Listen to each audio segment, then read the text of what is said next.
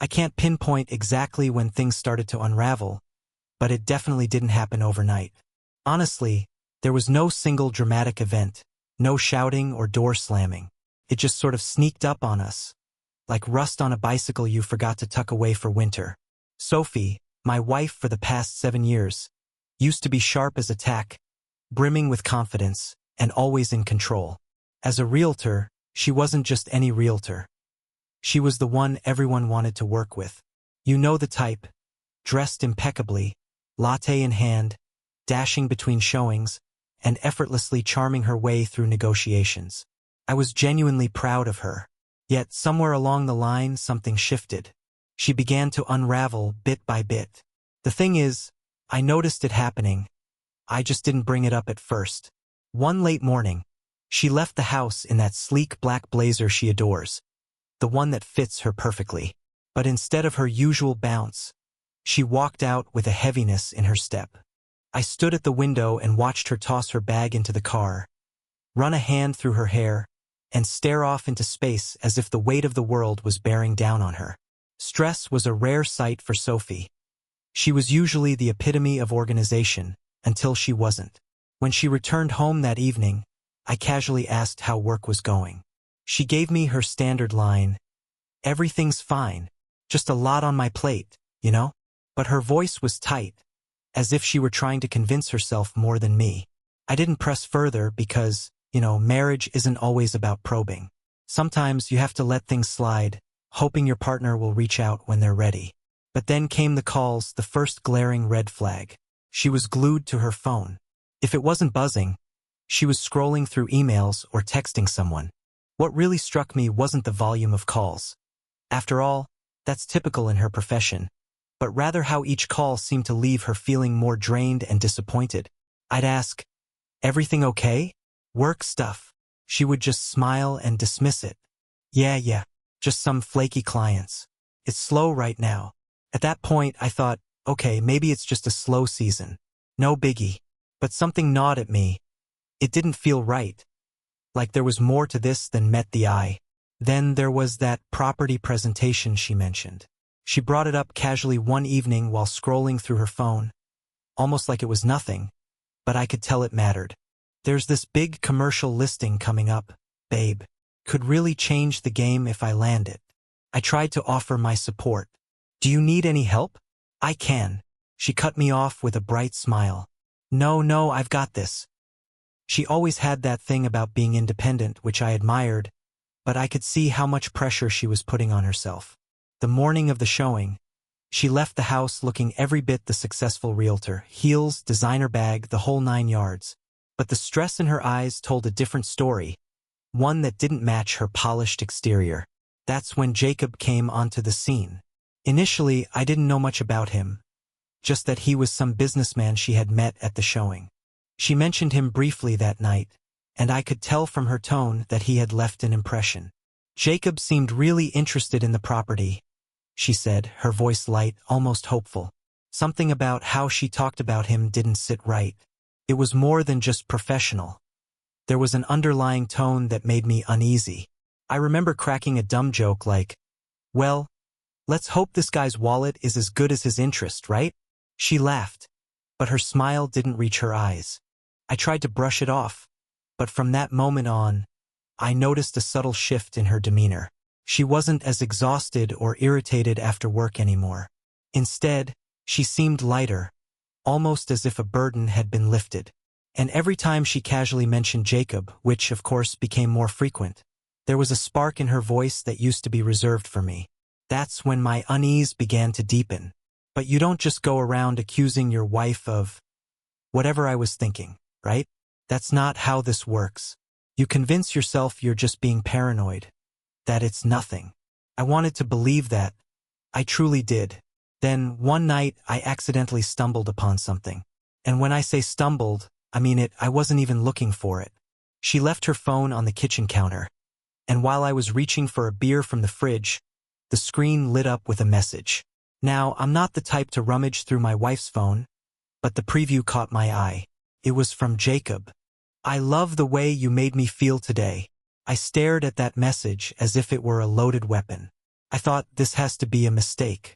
Maybe it's just a strange way of discussing the property. But deep down, I knew better. I unlocked her phone. Yeah, I knew her passcode. Don't judge me. What I discovered wasn't graphic, but it was enough to make my stomach drop. There were messages, personal ones.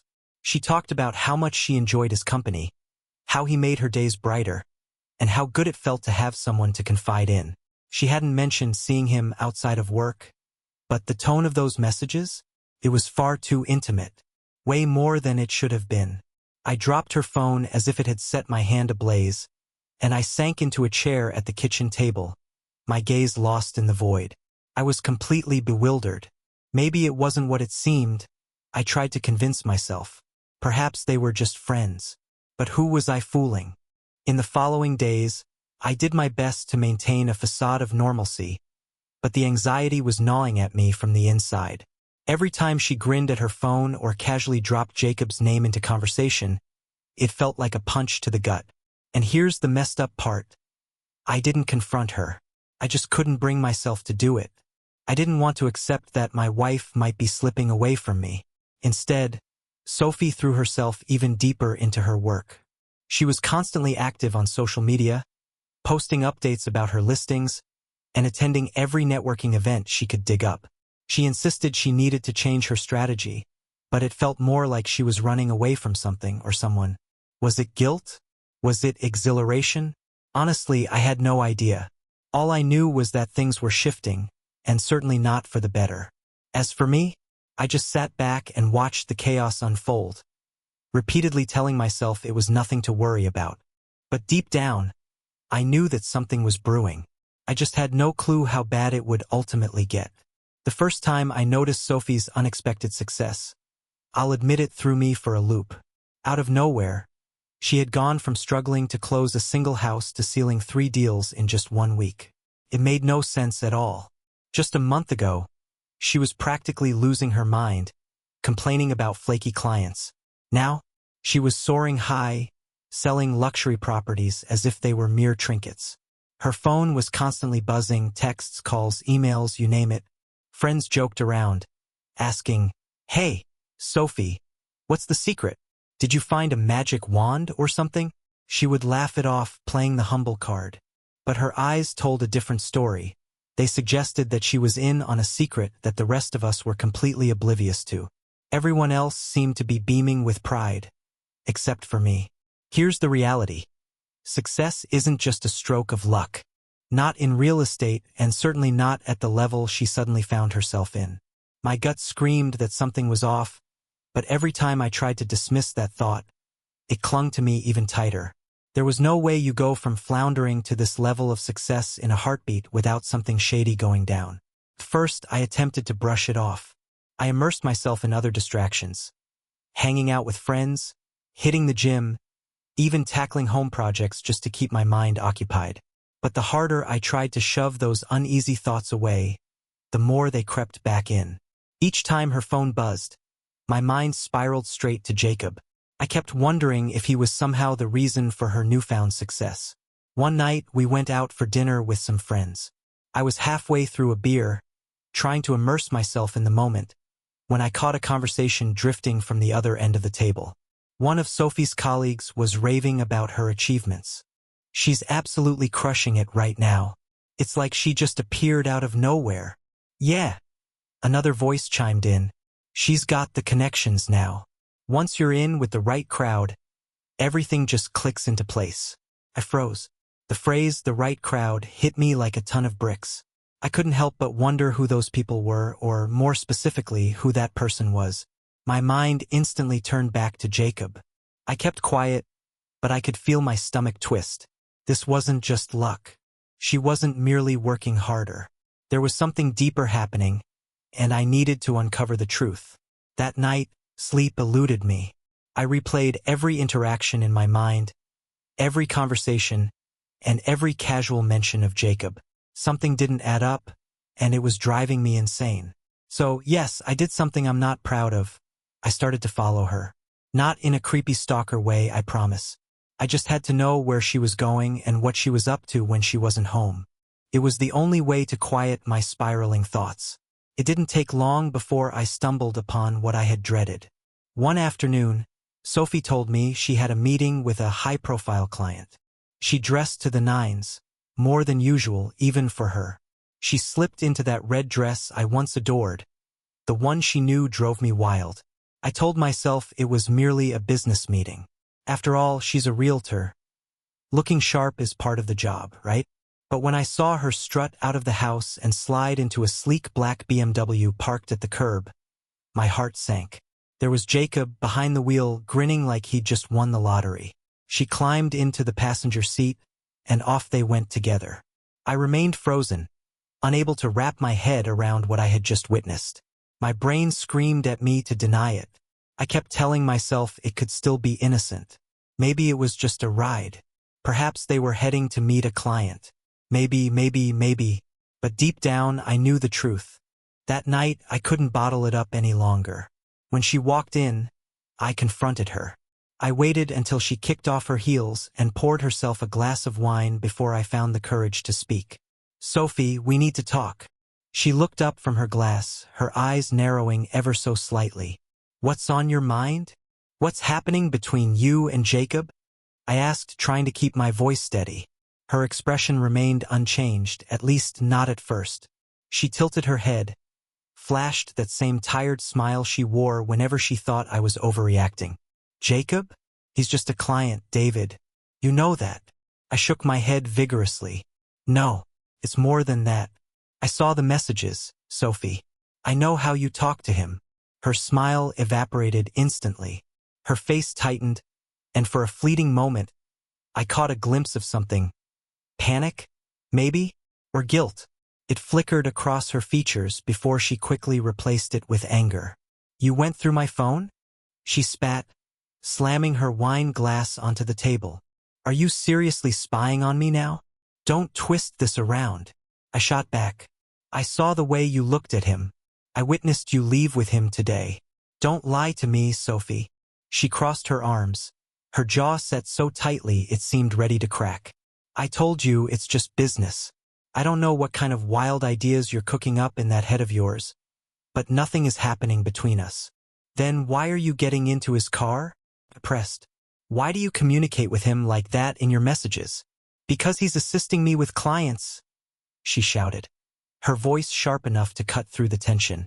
"God, David, can't you just trust me for once?" Trust. She had the audacity to hurl that word at me, as if I was the one in the wrong. Couldn't wrap my head around it. "Trust? You expect me to trust you when you're sneaking around with another man?" My blood was boiling, fists clenched tightly at my sides. "I'm not sneaking around," she yelled back. "It's business, David. I'm doing this for us, for our future." I let out a bitter laugh, tinged with disbelief. "So our future is what Jacob calls it?" Her face contorted with fury. "You're absolutely ridiculous. You've never been my biggest supporter, not once. The minute I start finding my footing, you throw this nonsense at me." Felt like a knife to the gut. I gazed at her, desperately searching for any trace of the woman I had married. All I saw was a stranger. Someone cold, defensive, and emotionally unreachable. That conversation marked a turning point, but the damage had already been done. From that moment forward, everything between us shifted irrevocably. Sophie immersed herself even deeper into her work, and I could feel her slipping further away with each passing day. She stopped sharing anything meaningful with me. It was as if I had vanished from her world, like our marriage had lost all significance. The worst part? I still lacked solid proof. All I had were nagging suspicions, a few messages, and the crushing realization that the woman I loved seemed lost to me. I had no idea how to mend what was broken, or even if it was possible. What I did know was that something fundamental had shattered between us. And no matter how hard I tried, I couldn't find a way to piece it back together. I realized I couldn't sit back and let her continue to lie to my face. After that last confrontation, something inside me snapped. I had devoted years to trusting Sophie, believing we were in this life together, but it was painfully clear that whatever we once had was gone. Now it was just me, overwhelmed by uncertainty, and a gut feeling insisting she was involved in things I couldn't overlook. I needed the truth, hard evidence, not just gut instincts. And if she thought she could manipulate me into believing I was the one in the wrong, she was in for a rude awakening. The first step was subtle. I started talking to people. I didn't storm in with accusations. I knew better than that. Instead, I reached out to a few of her colleagues, keeping it casual and posing innocent questions about work. That's when the pieces began to fall into place. A guy named David, one of her competitors, let something slip during drinks one evening. We were at a bar, joking about life when he casually mentioned, "Yeah, Sophie's been burning the midnight oil lately. Word is she's pulling all-nighters with clients to seal the deal. Quite the commitment, huh?" He said it with a smirk, but it hit me like a sledgehammer. I kept my expression neutral, trying to mask my shock. "Yeah, she's always been dedicated," I replied, forcing a chuckle. Inside, I was spiraling. Staying overnight with clients? That crossed a whole new line. My suspicions about Jacob were bad enough, but this was entirely different. Over the next few weeks, I dug deeper. I started meticulously documenting everything: text messages, emails, phone logs. I even combed through our shared calendar, matching her claimed locations with the reality of where she actually went. The more I uncovered, the uglier the truth became. It wasn't just Jacob. Sophie had cast her net wide.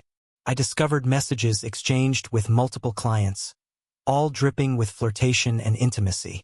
There were photos too, selfies with different men in hotel lobbies, smiling like they were on a vacation rather than discussing business. I began to notice a disturbing pattern. Specific properties, certain clients, and the nights when she never came home. She even had nicknames for them, her favorites. The worst part? It was as if she wasn't even attempting to hide it.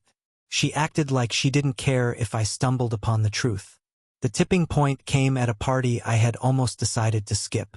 A friend from work, Ethan, had invited me last minute. "Come on, man. Get out of the house. You've been stressed for too long. A couple of drinks will do you good." I wasn't in the mood, but something urged me to go. Maybe it was just a gut feeling or a desire for distraction. Either way, I found myself showing up. That's when I heard her, Sophie's voice. She was standing with a small group of colleagues, wine glass in hand, laughing louder than I had heard her in ages. I lingered in the background, close enough to catch snippets of their conversation without being seen. Then I heard her say it. "You know, it's not about just the listings. It's about knowing how to read people," she bragged, swirling her wine. "Some showings, I just know they're going to end well. You learn to spot the right of favorites." The group erupted in laughter, as if they were all in on some private joke. I stood there, frozen in place, listening to my wife casually boast about the very thing that had been eating me alive. Rage burned within me, but I managed to keep my composure. I couldn't let loose in that moment. Not yet. Not until I had everything ready. That night, I gathered every shred of evidence I could find. The photos, the messages, the timeline. I made copies of everything, including emails, texts, and her call history with Jacob. I was determined not to let her talk her way out of this. Not again. The confrontation unfolded the next morning. I waited for her to come home, knowing she had spent the night closing a deal. When she finally walked through the door, wearing the same dress from the night before and smelling faintly of another man's cologne, I knew it was time to confront her. "We need to talk," I stated, positioning myself in front of her path to the bedroom. She rolled her eyes, clearly worn out. "David, I've had a long night. Can we not do this now?" "No, we're doing this right now." I pulled out my phone and opened the gallery. Her eyes widened with recognition the moment she saw the photos. I scrolled through the messages, displaying the exchanges with Jacob, the hotel selfies, and the late-night calls. "What the hell is this, Sophie?" I demanded, my heart pounding. She glared at me, her expression hardening. In an instant, the facade cracked. Instead of guilt, she flipped to anger. "You went through my phone again?" she snapped, slamming her wine glass onto the table. "Jesus, David, do you even hear yourself? You're obsessed. Don't flip this on me." I shot back, keeping my voice steady but firm. You lied.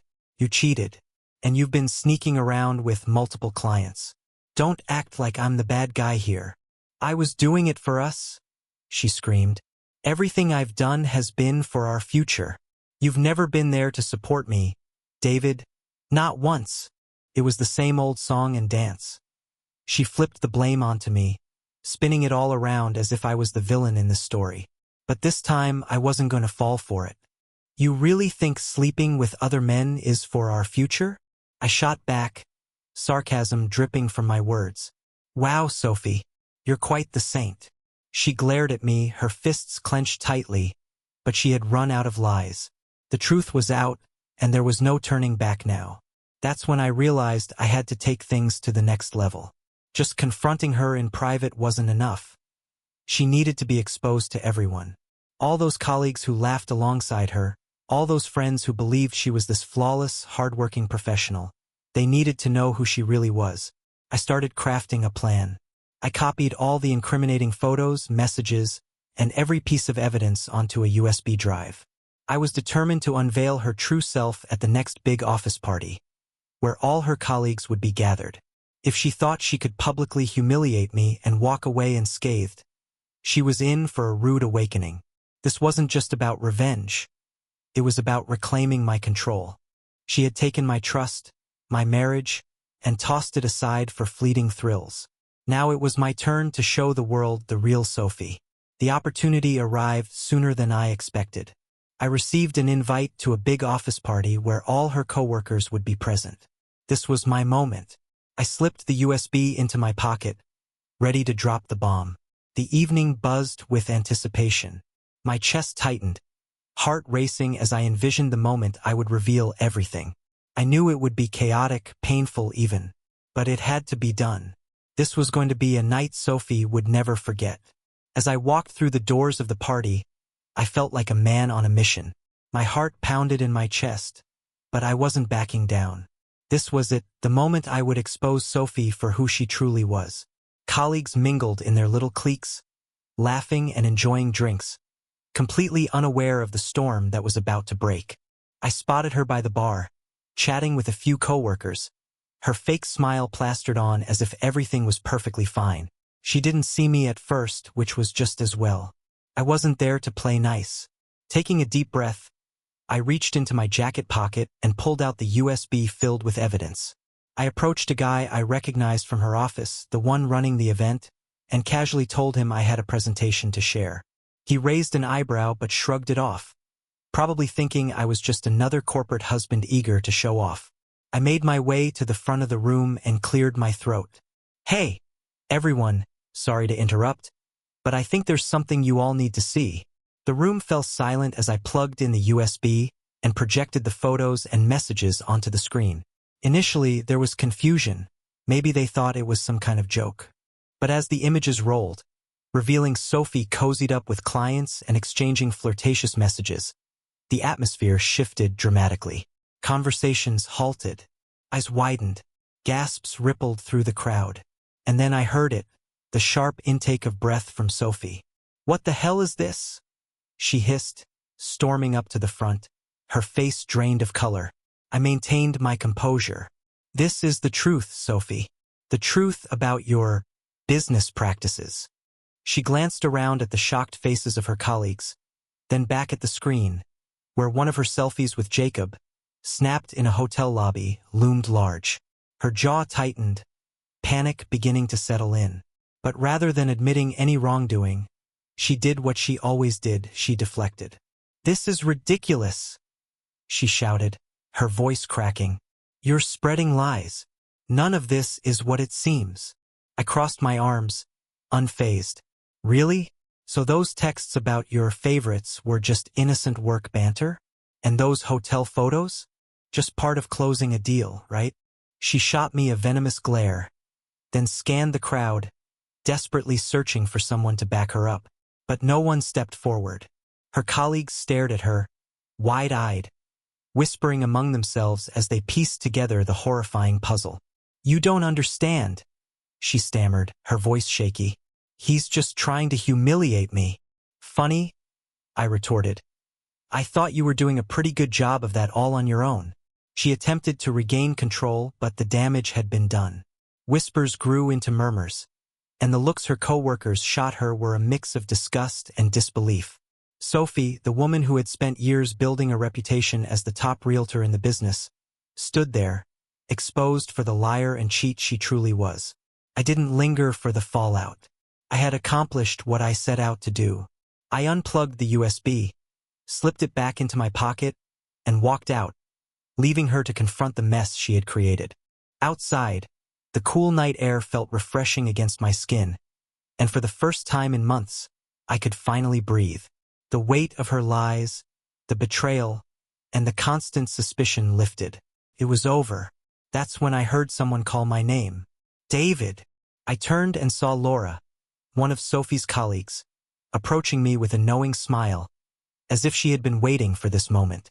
Laura had always been friendly, perhaps too friendly, but I never gave it much thought.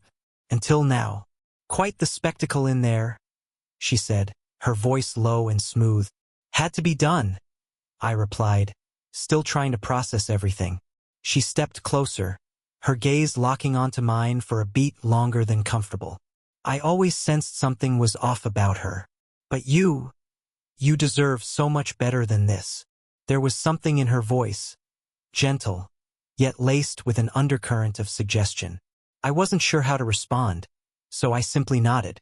Then, unexpectedly, she smiled and said, "How about we grab a drink? You could probably use one." I hesitated for only a moment. Yeah, I could definitely use one.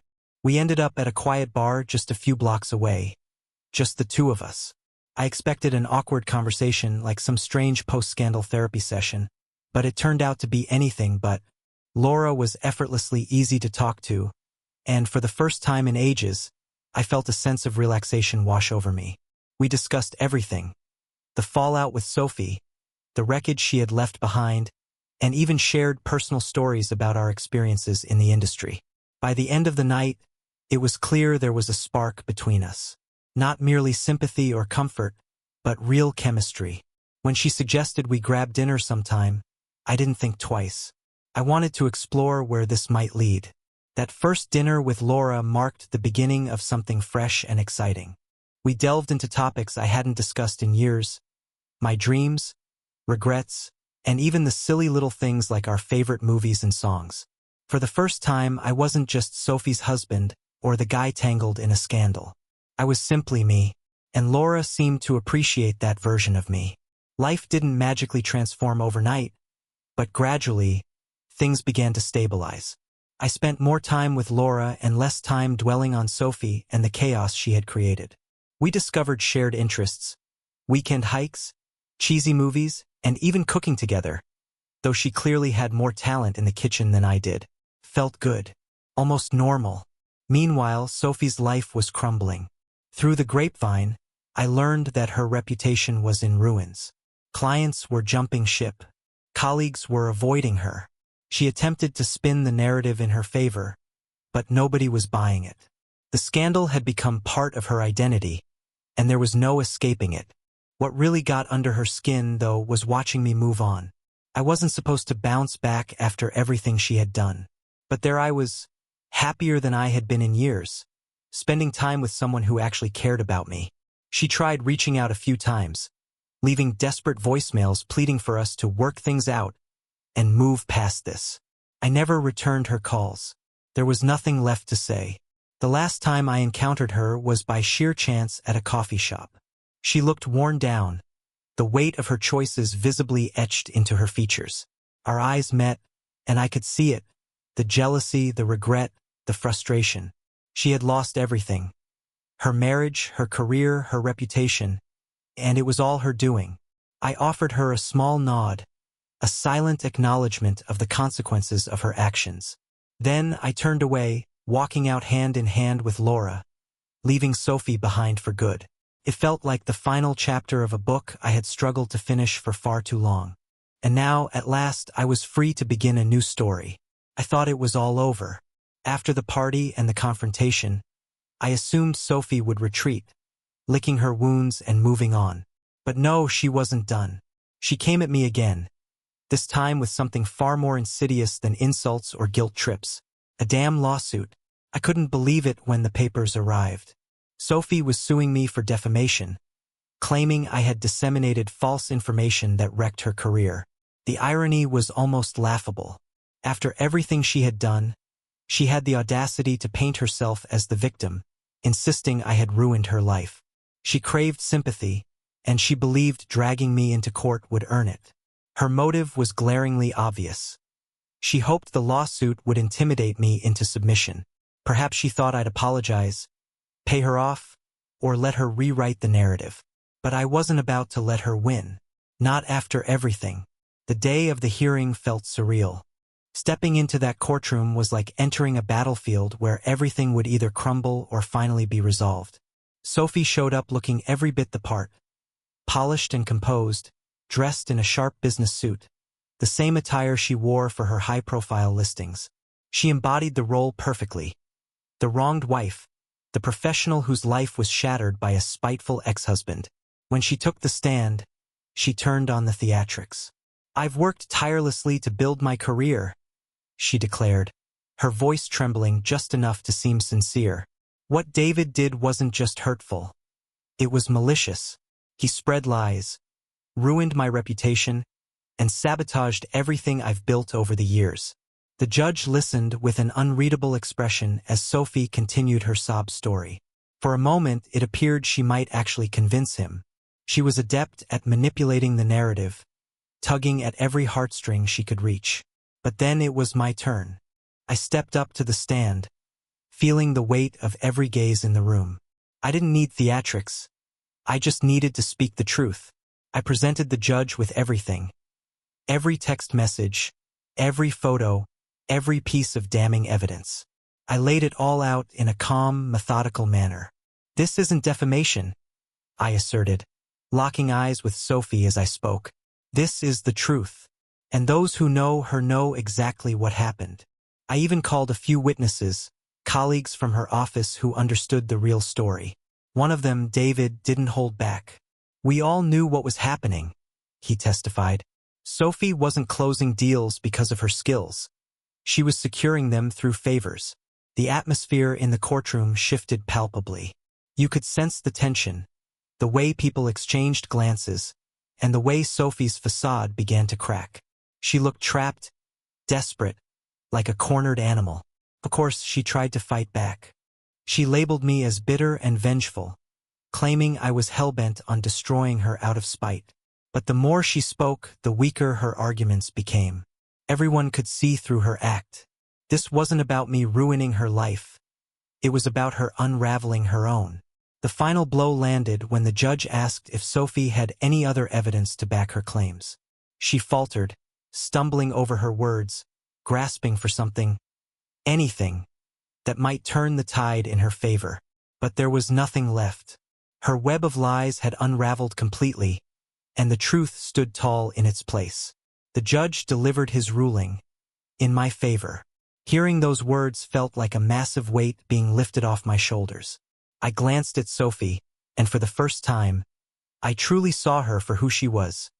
Not the confident, untouchable woman I had once loved, but someone small, desperate, and broken by her own choices. The court's decision was a devastating blow for her. Not only had she lost the case, but her reputation, what little remained, was shattered beyond repair. No one in the industry wanted anything to do with her anymore. Her manipulations had backfired, leaving her with nothing. After the hearing, the divorce paperwork arrived, and I signed it without a moment's hesitation. No sadness, no regrets. It was done. The life I had built with Sophie, the love I once thought was unbreakable. It was all gone, and I felt ready to move on. Laura stood by me through it all. She didn't push or pressure me to hurry along the healing process. She simply existed beside me. For the first time in a long while, I felt like I had someone genuinely in my corner. As the divorce finalized, I experienced a sensation I hadn't felt in years. Peace. Sophie, on the other hand, was left with nothing. No marriage, no career, no reputation. All she had was the burden of her own mistakes, dragging her down like an anchor. Last I heard, She was struggling to rebuild her life, but every door seemed to slam shut in her face. People talked. Stories spread like wildfire. No one wanted to take a chance on someone who had scorched so many bridges. And me? I was finally free. Free from the web of lies, the betrayal, the relentless second-guessing. Free to start anew with someone who actually cared about me. Laura and I began to plan for the future. Something I never thought I'd be able to do again. It wasn't a perfect setup, and I knew challenges lay ahead, but for the first time I felt unafraid. Sophie had become a ghost of my past. A chapter 1 had firmly closed. As I looked ahead, all I could see were possibilities. A new beginning, a new life. Starting over wasn't without its difficulties. But for the first time in years, I didn't carry the weight of suspicion or betrayal. Life with Laura felt refreshingly different. No more mind games, no more walking on eggshells. Just two people figuring things out together, day by day. I didn't realize how much I had missed the simplicity of that. Being able to trust someone without constantly second-guessing every word and action. With Laura, letting my guard down came easily. We didn't rush into anything. After everything I'd been through, the last thing I wanted was to dive headfirst into something new. But gradually, we found our rhythm. Sunday brunches became a delightful routine. Lazy evenings in front of the TV turned into cherished moments, and before I knew it, she had woven herself into the fabric of my life. Laura was patient with me, and that made all the difference. She wasn't trying to replace what I had lost. She was helping me build something fresh, and for the first time in a long while I felt truly happy. Meanwhile, I heard whispers about Sophie. She was attempting to break into a different field, something outside of real estate, but it was proving difficult. Her name had become toxic in the industry, and no one wanted to take a chance on her. Even in unrelated jobs, her past followed her like a shadow.